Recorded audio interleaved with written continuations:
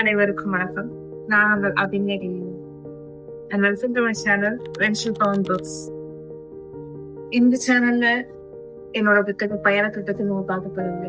இது வரைக்கும் நான் என்னென்ன புத்தகங்கள் படிச்சிருக்கேன், என்னென்ன புத்தகங்கள் என் மனசுக்கு நெருக்கமா இருந்திருக்கு, என்னென்ன புத்தகங்கள் நம்ம வாழ்க்கைக்கு நல்லது, என்னென்ன புத்தகங்கள் நீங்க படிக்கலாம் அப்படிங்கறத நான் உங்களோட ஷேர் பண்ணிக்க வரேன். இன்னைக்கு ஒரு புத்தகத்தை பத்தி பேசதான் நான் வந்திருக்கேன். அந்த வகையில இன்னைக்கு நான் சொல்ல போற புக்கோட ஜான்ரு என்னன்னா ஹிஸ்டாரிக்கல் ஃபிக்ஷன். இந்த புக்கோட ஆத்தர் பேர் வந்து காலித் ஹுசைன். இந்த புக்கோட லிங்க் நான் என் டிஸ்கிரிப்ஷன்ல கொடுக்குறேன். நீங்க யாருக்காவது படிக்கணும்னு ஆசை இருந்தது அப்படின்னா அதுல இருந்து வாங்கி படிச்சு. 2003 வெளியான இந்த புத்தகம் இப்ப வரைக்கும் மக்கள் மத்தியில ஒரு நல்ல வரவேற்பு பெற்ற புத்தகம். காலித் ஹுசைனி ஒரு காபூல்ல பிறந்த எழுத்தாளர்னு சொன்னாங்க. அவரோட புத்தகங்கள் இன்னும் நிறைய இருக்கு. A Thousand Splendid Suns, The Kite Runner, and the Mountains Echoed, Sea Prayer, இந்த மாதிரி நிறைய புத்தகங்கள் அவர் எழுதியிருக்கார். அவர் எழுதின புத்தகங்கள்ல நான் இது மட்டுமே இப்போதைக்கு படிச்சிருக்கேன். But I wish to read all of the books of this. கதைக்குள்ள போகலாமா? For you, 1,000 times over. இந்த வாசகம், இந்த கோட் இந்த புக்ல இருந்து வந்ததுதான். இந்த புக்கை படிச்சவங்களுக்கு தெரியும் அது எவ்வளவு பவர்ஃபுல்லான கோட் அப்படின்னு சொல்லிட்டு. 1970களில் காபூல், ஆப்கானிஸ்தான்ல இருக்கிற ஒரு பிளேஸ். ரொம்ப அமைதியான வைப்ரண்டான பிளேஸா இருக்கு. போர் தொடங்குறதுக்கு முன்னாடி அங்க இருக்கிற மக்கள் 2 பிரிவினர்களா பிரிக்கப்படுறாங்க. பாஷ்டூன்ஸ் ஒரு பிரிவினர், ஹசாராஸ் ஒரு பிரிவினர். பாஷ்டூன்ஸ் அப்படிங்கிறவங்க வந்து ரொம்ப இந்த ஹை கிளாஸ் அப்படின்னு சொல்லுவாங்க, அந்த மாதிரி இருக்காங்க. ஹசாராஸ் அப்படிங்கிறவங்க வந்து ஒரு லோ கிளாஸ், சர்வன்ட் கிளாஸ் அப்படிங்கிற மாதிரி பிரிக்கப்படுறாங்க. ஹசாராஸ் வந்து பாஷ்டூன்ஸுக்கு வந்து சேவை செய்யறது, பணிவிடைகள், அவங்க என்ன வேலை சொல்றாங்களோ அதெல்லாம் செய்யறது எல்லாமே அவங்கதான் செய்யறாங்க. பாஷ்டூன்ஸ் வந்து இவங்கள வேலை வாங்குறாங்க. இந்த 2 பிரிவினர்கள்ல வளர்ந்த 2 பசங்களை பத்தின கதை தான் இது. பாஷ்டூன்ஸ் அந்த ஹை கிளாஸ், அதுல வளர்ந்த பையன் பேரு, பிறந்து வளர்ந்த பையன் பேரு ஆமிர். ஹசாரா பிரிவுல வளர்ந்த பையன் பேரு ஹாசன். இவங்க 2 பேரும் தான் மெயின் லீட்ஸ். ஆமிர் தான் இந்த கதையோட நரேட்டர். ஆமிர் தான் இந்த த்ரூ அவுட் த ஸ்டோரிய வந்து சொல்லுவாரு. என்னதான் ஆமிரும் ஹாசனும் 2 தனித்தனி பிரிவுகள்ல பிறந்து வளர்ந்திருந்தாலும் அவங்க 2 பேரும் ஷேர் பண்ணிக்கிட்ட பாண்ட் ரொம்பவே ஸ்பெஷல். 2 பேரும் பிரதர்ஸ் மாதிரி வளர்ந்தாங்க. ஒரே வீட்டுல பிறந்த குழந்தைகள் மாதிரி வளர்ந்தாங்க. அவ்வளோ ரொம்ப சந்தோஷமான, மனசுக்கு நிகழ்வான நிறைய விஷயங்கள்லாம் செய்யுள்ள நடந்திருக்கு. வேற என்னென்ன கேரக்டர்ஸ் இதுல வராங்க அப்படின்னா, ஆமீரோட அப்பா பாபா அப்படின்னு இதுல குறிப்பிடப்பட்டிருக்கு. பாபா அப்படிங்கிறவர் வந்து காபூல்லயே ஒரு நல்ல செல்வம் மிகுந்த ஒரு நபரா இருக்காரு. அடுத்து வர நபர் வந்து ரஹீம் கான். ரஹீம் கான் அப்படிங்கிறவர் வந்து பாபாவோட ஒரு ஓல்டு ஃப்ரெண்ட் அப்படின்னு சொல்லலாம். சின்ன வயசுல இருந்தே 2 பேருக்கும் ரொம்ப அவங்களுக்கும் ஒரு பாண்ட். எப்படி ஹாசன் ஆமிர் மாதிரியோ அதே மாதிரி ரஹீம் கான் அண்ட் பாபாக்கு அவரோட பாட்டும் அவரோட பங்கும் இந்த புத்தகத்துல இந்த கதையில ரொம்பவே அதிகமா இருக்கு. ஹாசனை பத்தி சொல்லணும் அப்படின்னா, ஹாசன் வந்து ரொம்ப லாயல், பிரேவ், ரொம்ப பிரேவ், கைண்ட் ஹார்ட்டட். உண்மைனா அவர் அதுக்கு போய் நிற்பாரு, யாரையும் விட்டு கொடுக்க மாட்டாங்க. முக்கியமா ஆமிரை விட்டு கொடுக்கவே மாட்டாரு. அண்ட் ஆமிரை பத்தி சொல்லணும் அப்படின்னா, ஹாசன் இருக்கிறதுனால அவருக்கு வந்து கொஞ்சம் பொறாமையும் இன்செக்யூரிட்டியும் அதிகமாவே இருந்தது. எல்லாத்துக்குமே பாபாவோட அவர் அப்பாவோட அப்ரூவல்ஸ் எதிர்பார்த்துட்டே இருப்பாரு. இந்த மாதிரி கேரக்டர் தான் ஹாசன் அண்ட் ஆமிர். இந்த கதையில இன்னும் ஒரு முக்கியமான நபர் வராரு, ஆசப் அவரோட பேரு. அவர் யாருன்னா ஒரு புள்ளி, ரொம்ப குரூவலான புள்ளியா வராரு. அவர் ஆமிருக்கு குடைச்சல் கொடுக்கறப்போ of course Hassan came to rescue Amir. Hassan வந்து ஆசப்ப வந்து கல்லால தாக்கிடுவாரு. அத மனசுல வச்சுக்கிட்டு ஆசப் பழி வாங்குவாரு ஹாசனை. அப்போ ஆமிர் காப்பாத்த வரமாட்டாரு. அதை பாத்துட்டு இருப்பாரு, ஆனா காப்பாத்த வரமாட்டாரு. அது அவர் மனசுல ரொம்ப பெரிய குற்ற உணர்ச்சி ஏற்படுத்திடும். அதுல இருந்து ஹாசன் அவர் வந்து அவாய்ட் பண்ணிட்டே இருப்பாரு. ஆமர் இத போக்கணும் அப்படிங்கிறதுக்காக ஹாசன் மேல ஒரு திருட்டு பழியை உருவாக்கி அவர் வந்து இந்த ஊரை விட்டே துரத்தி விட்டுருவாரு. என்னதான் ஹாசன் நல்லவன், அவன் இந்த மாதிரி பண்ணிருக்க மாட்டான் அப்படின்னு பாபா சொல்லுவாரு. ஆனாலும் ஹாசனோட அப்பா அலி அவர் வந்து இல்ல என் பையன் திருடிட்டான், நாங்க தப்பு பண்ணிட்டோம் அப்படின்னு சொல்லி நாங்க இந்த ஊரை விட்டே போறோம் அப்படின்னு ஊரை விட்டே போயிடுவாங்க அலி அண்ட் ஹாசன். நான் ஆரம்பத்திலேயே சொல்லியிருந்த மாதிரி காபுல் ஒரு அழகான பிளேஸா இருந்திருக்கு, ஆப்கானிஸ்தான்ல அமைதியான பிளேஸா இருந்திருக்கு. ஆனா போருக்கு முன்னாடி வரைக்கும் போர் ஆரம்பிக்குது, சோவியத் யூனியன் காபுல இன்வைட் பண்றாங்க. அதுக்கப்புறம் காபுலே ரொம்ப அடிமையா இருக்கு, மக்கள்லாம் ரொம்ப கஷ்டப்படுறாங்க, சாப்பாட்டுக்கு தங்குறதுக்கு வீடுகள் எல்லாம் அழிச்சிடுறாங்க, எல்லா வளத்தையும் அழிச்சிடுறாங்க.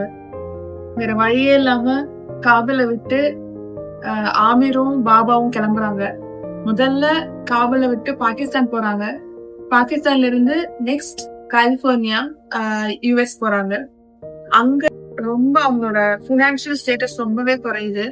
எவ்வளவுக்கு எவ்வளவு செல்வாக்கா ரிச்சா அவங்க வந்து காபுல்ல இருந்தாங்களோ அது அப்படியே புரட்டி போட்ட மாதிரி ஆயிடுச்சு. கலிபோர்னியா போய் ரொம்பவே ஏழை ஆயிடுறாங்க, அவங்க வருமானத்துக்கு எந்த வாய்ப்புமே இல்லை. சோ பாபா வந்து ஒரு கேஸ் ஸ்டேஷன், ஒரு பெட்ரோல் பங்க்ல வேலை பாக்குறாரு. ஆனா எவ்வளவு கீழே இறங்கி போய் வேலை பார்த்தாலும் அவரோட டிக்னிட்டியா அவர் மெயின்டைன் பண்ணிட்டு தான் இருந்தாரு கடைசி வரைக்கும். ஒரு கட்டத்துல பாபா தவறிடுறாரு, அவருக்கு கேன்சர் வந்துடும். எவ்வளவுதான் ஆமல் வாழ்க்கையில விஷயங்கள் அடுத்தடுத்து நடந்தாலும் அவர் ஹாசனுக்கு செஞ்ச துரோகத்தை அவரால மறக்கவே முடியல. சோ இந்த மாதிரி கட்டத்துல அவர் வந்து சொராயான ஒரு பொண்ணை பாக்குறாரு.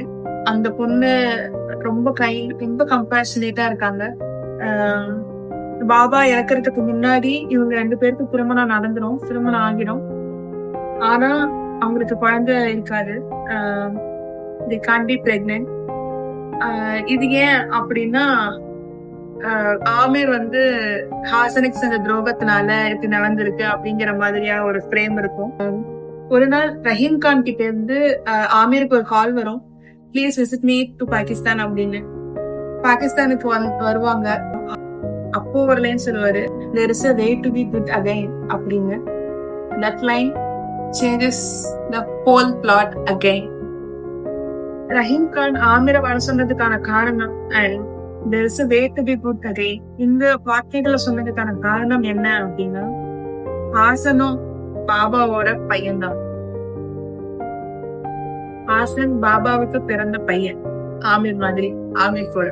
எஸ், 2 பேரும் பிரதர்ஸ் மாதிரி அவங்க சைல்ட்ஹுட்ட ஷேர் பண்ணிக்கிட்டாங்கன்னு சொன்னது இப்ப ட்ரூ ஆயிடுச்சு.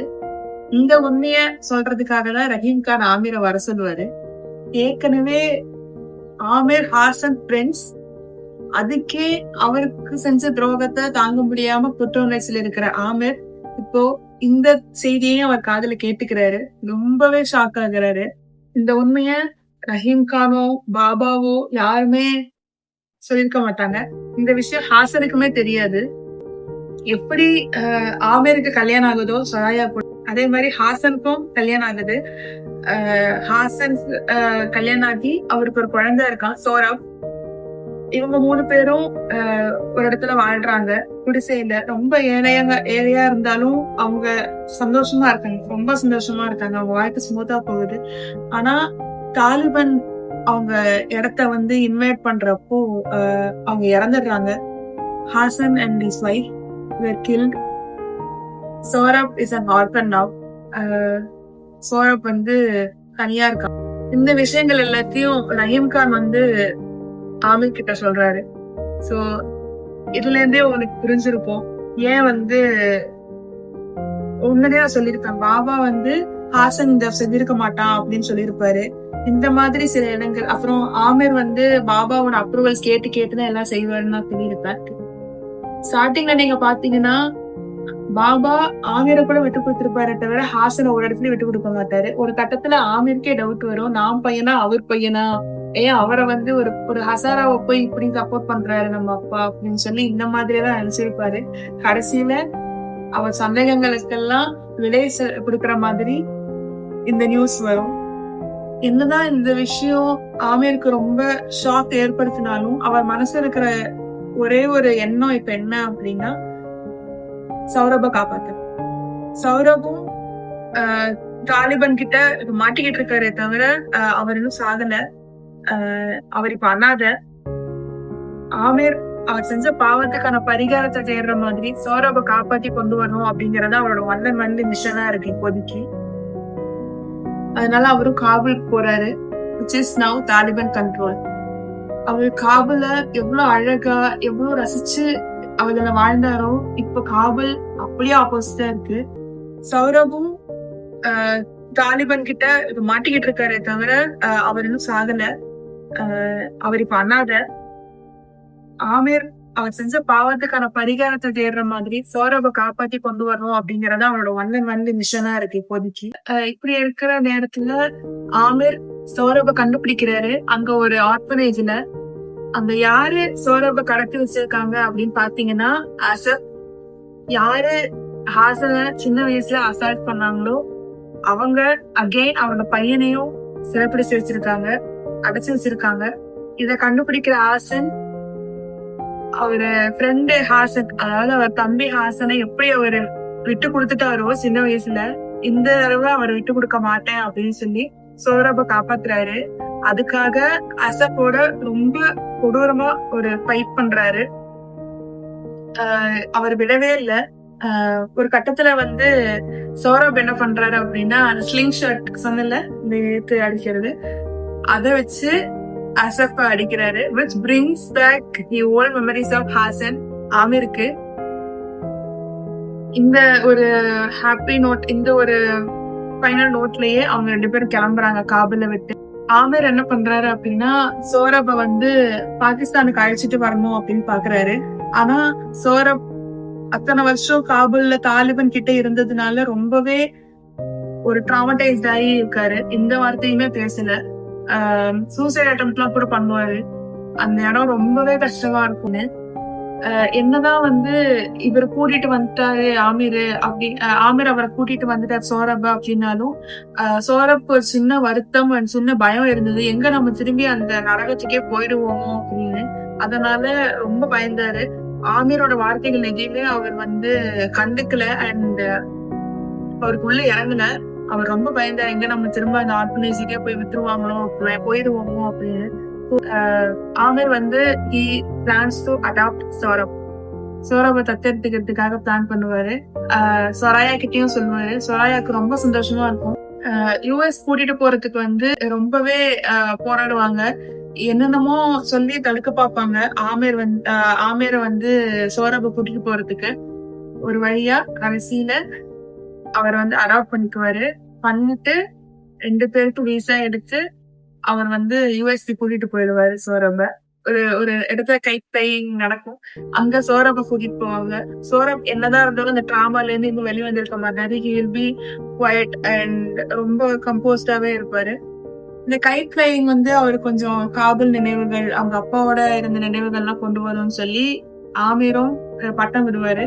அதை அவர் பார்த்து கொஞ்சம் சந்தோஷப்படுவாரு சௌரப். அப்போ கைட் ஒரு இடத்துல விழுந்துரும், பட்டம் ஒரு இடத்துல. அப்ப நான் போய் எடுத்துட்டு வரேன் அப்படின்னு ஆமீர் போறப்போ for you 1000 times over அப்படின்னு ஹாசன் ஆமீருக்கு சொன்ன வார்த்தைகளை ஆமீர் இப்ப ஹாசனோட பையன் சௌரப்க்கு சொல்லுவாரு. ரொம்பவே அழகா இருக்கும். ஒரு ஹாப்பி நோட்ல இந்த கதையை முடிச்சிருப்பாங்க.